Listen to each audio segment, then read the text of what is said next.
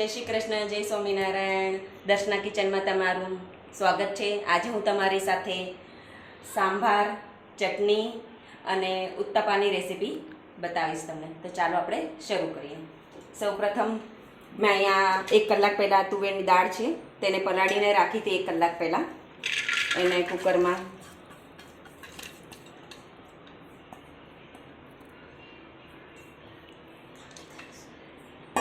નાખી દઈશું. પછી એમાં દૂધી છે એ પણ આપણે એડ કરીશું. આ લીલા મરચાં અને ડુંગળી છે તે પણ એમાં એડ કરીશું દાળમાં. આ ટામેટાં છે, 2 ટામેટાં મેં લીધા છે અહીંયા સમારીને, એને પણ એમાં એડ કરી દઈશું. હવે આમાં આપણે પાણી એડ કરીશું.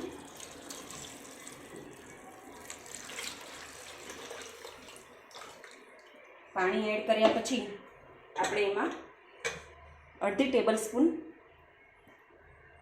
હળદર નાખીશું.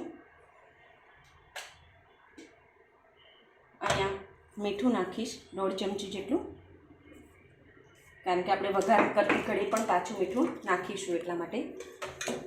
હવે આને ગેસ ઉપર મૂકીને 6 થી 7 સીટી વગાડવાની છે.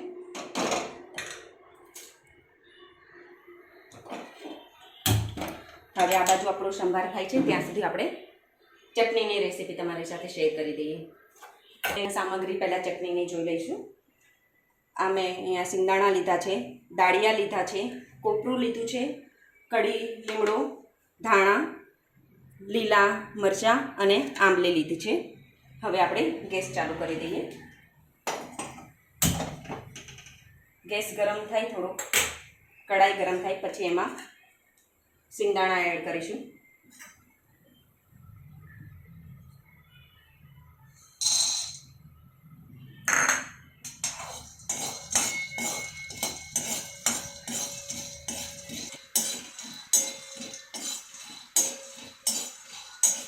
હવે એ થોડાક શેકાઈ ગયા છે એટલે એમાં આપણે દાળિયા ઉમેરી દઈશું. આ કડી પત્તા છે એ પણ એમાં એડ કરી દઈએ. લીમડો આંબલી અને આ લીલા મરચાં, આ બધાને શેકી દઈએ.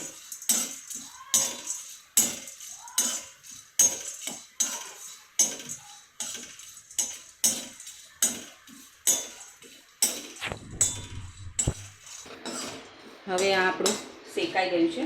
હવે એમાં આપણે આ કોપરું એડ કરી દઈએ.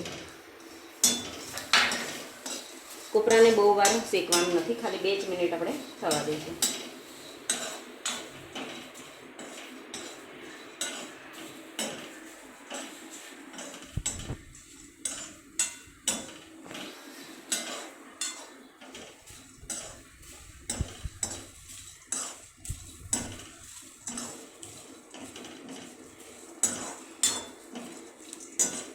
બધું શેકાઈ ગયું છે. હવે આને ઠંડુ પડવા દઈશું અને પછી મિક્સરમાં ગ્રાઇન્ડ કરી દઈશું. ઇડલીનું ઢોસાનું જે તૈયાર ખીરું આવે છે એ હું લાવી છું ઉત્તપા બનાવવા માટે બહારથી આજે. હવે આપણે આમાં 2 શાકભાજી એડ કરી દઈશું. અહીંયા હું ખમણેલું ગાજર લઉં છું 4 ચમચી જેટલું. 2-3 ચમચી જેટલા જ કેપ્સિકમ છે એ પણ એમાં એડ કરી દઈશું બધા આપણે. આ ડુંગળી છે અને મેં ઝીણી સમારીને લીધેલી છે. આ ટામેટાં છે એ એડ કરી દઈશું. લીલા મરચાં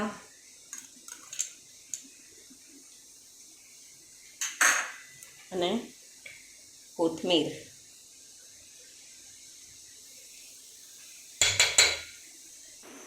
હવે એમાં આપણે સ્વાદ પ્રમાણે મીઠું એડ કરી દઈશું.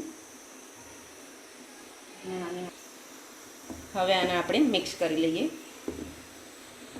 આમાં તમારે કોઈ પણ શાકભાજી એડ કરવું હોય તમે કરી શકો છો. બીટ બધું જ છોકરાઓ ના ખાતા હોય તો આપણે બધું જે શેકીને રાખી હતું એને મેં ચટણી બનાવીને પીસી લીધું છે પાણી એડ કરીને. હવે આપણે આનો વઘાર કરી દઈશું.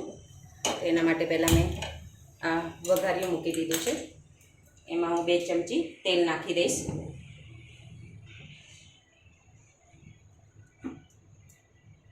તેલ આપણે ગરમ થાય ત્યાં સુધી રાહ જોઈશું. તેલ ગરમ થઈ ગયું છે તો હવે આપણે એમાં અડધી ચમચી રાઈ, અડધી ચમચી જીરું, આ ચણાની દાળ છે, અડદની દાળ, કડી પત્તા,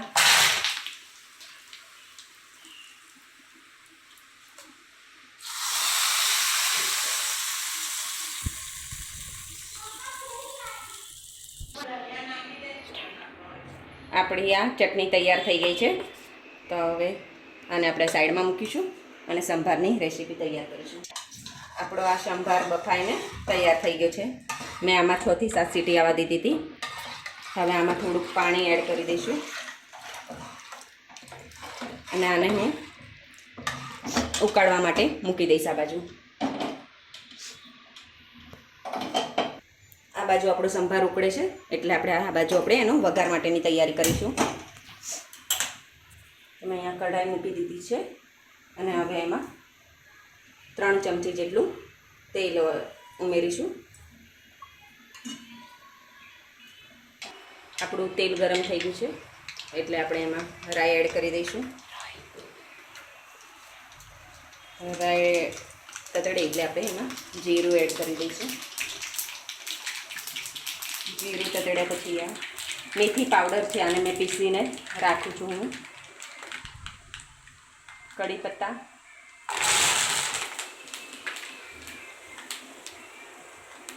વન ટેબલ સ્પૂન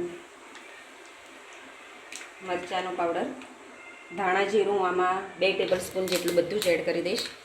અને આ સંભાર મસાલો છે તે આમાં એડ કરી દઈશું અને હવે આને સહેજ શેકી લઈશું. સ્ટોપ. હવે આ આપણે શેકાઈ ગયો છે. હવે એમાં થોડુંક પાણી એડ કરી દઈએ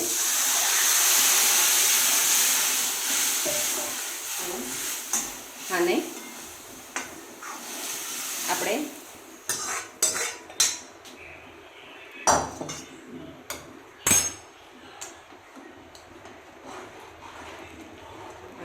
સંભાર તૈયાર ઉકળશે. હવે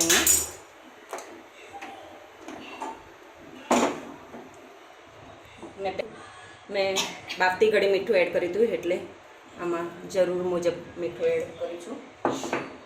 અને લાસ્ટમાં લીંબુ, 1 લીંબુનો રસ લીધો છે. તમારા ઘરમાં જેવું ખાટું ખાતા હોય તેવું તમે એડ કરી શકો છો. આપણો સંભાર અહીંયા ઉકળે છે.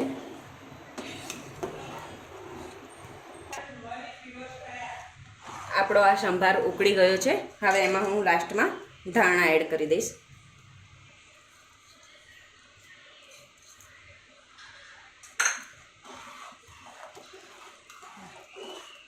ગેસ આપણે બંધ કરી દઈશું. આ મેં તવો પહેલાં જ ગરમ કરવા મૂકી દીધો હતો. હવે આપણે એમાં તેલ એડ કરી દઈશું.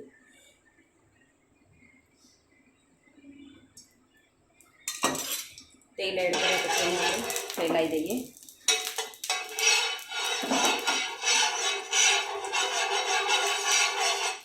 આ આપણી ખીરાની તૈયાર ઉત્તપાનું ખીરું છે. એને આપણે એમાં એડ કરી દઈએ તવામાં.